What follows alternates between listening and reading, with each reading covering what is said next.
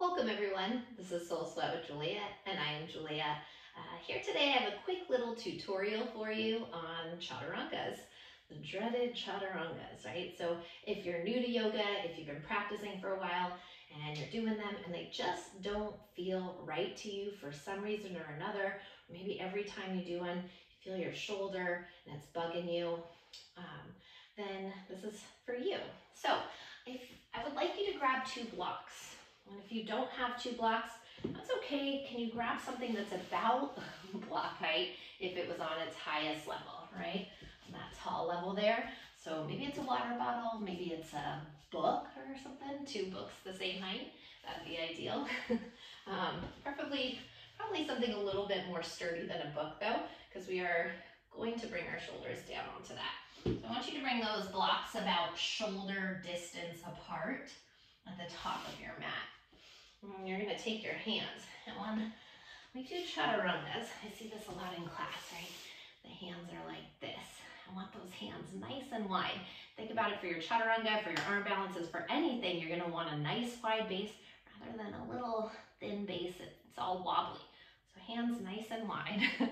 And bring those fingertips right behind your blocks. We're going to start off with the knees down. Line the blocks up, shoulders slide forward. So keeping the shoulders and hips in the same plane here. And what I mean by that, the same plane is not letting the hips dip down. I see that happen a lot of times too. Not letting the butt come up and the shoulders dip down. So hands nice and wide. And we're going, oh, actually, even before that, I want you to make sure that your knuckle fingers are pressing down. All your knuckles, index fingers pressing down firmly, thumb fingers pressing down firmly. So keep that weight on the index and thumb finger.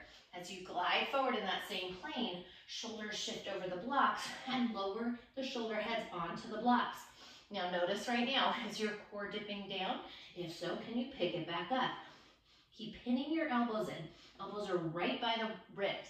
Yeah, right by the ribs, not splayed out to the side like chicken wings, hugging in. Okay, so hands behind the blocks, shoulders over the blocks. As you lower down, hug those elbows in. Here's the fun part. So if your shoulders right now are being supported by the blocks or water bottles, whatever you have, I want you to press into the hands and lift the shoulder heads up 1 inch off the blocks. So that is a lot of work right there, yes? Yes. Take one more moment here and press it up.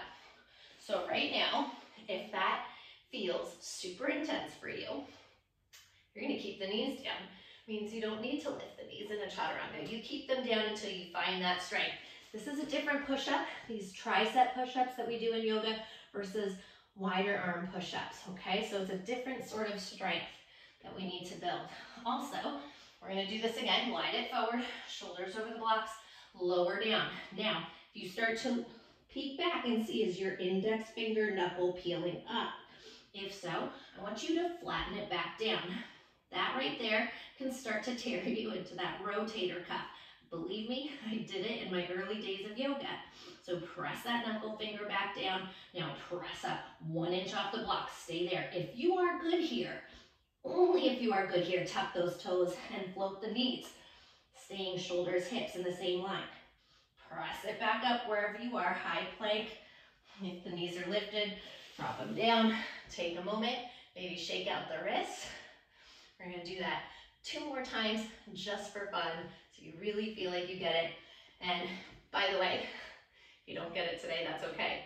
That's why yoga is a practice. You have a lifetime to do this. So hands nice and wide, all 10 knuckles pressing firmly onto the mat, starting with those knees down. Shift the shoulders forward over the fingertips, right over those blocks, and lower down. Maybe this time you don't even let the shoulders touch the blocks. You just keep them 1 inch up. Maybe you tuck the toes and float the knees. Take one more breath wherever you are. Press it back up, high plank. Beautiful. Drop the knees, sit it back. Yes. One last time we do this together. All right? Just so we really lock it in. All right, hands come back down, nice and wide. Glide the shoulders forward. So you press into all 10 knuckles, that index and thumb finger down, lower down. Maybe you stay right here. Notice that index finger. Is it peeling up again? If so, press it down. Maybe you tuck the toes, float the knees. Take one more breath here. Press it up, high plank. Beautiful. Exhale, down dog this round. Just for a moment. Shake out the head, the neck, especially if you were straining it to do that. And drop the knees back to the mat. Alrighty. One more time. Circle out the wrists with me here in one direction and circle back the other direction.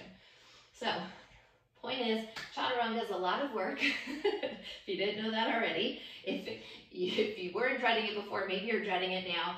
But there is no shame in using blocks in your practice to keep that reminder, and there's no shame in dropping the knees. Okay, it's going to keep our bodies safe in the long run and building strength in a safe, healthy way for our bodies so we can do yoga for the longevity. Thank you so much for joining me for this tutorial today. If you like my video, please hit the like button. If you like my channel, please hit the subscribe button. I hope you have a beautiful rest of your day. Namaste.